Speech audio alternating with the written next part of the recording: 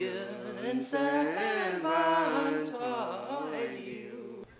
每個視角配能客家山歌嘅曲調，聽進來，叫做唱嘅日詩日記，就係客語發音嘅視角。我是傳教士葛欣如，用對主耶穌基督嘅信心，19年前對美國來到苗栗三義傳教，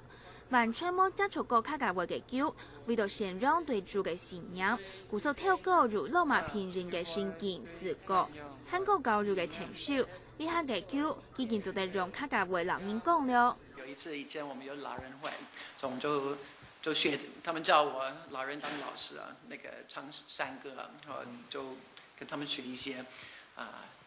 也是有很多很好的教材。我們有一個客家聖經啊，有一些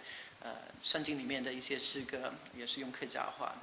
叫人想最深嘅就係了解教育嘅阿妹，因為叫講客家話傳教，張開始很接受主。後來他真的用客家話，他媽媽就突然間覺得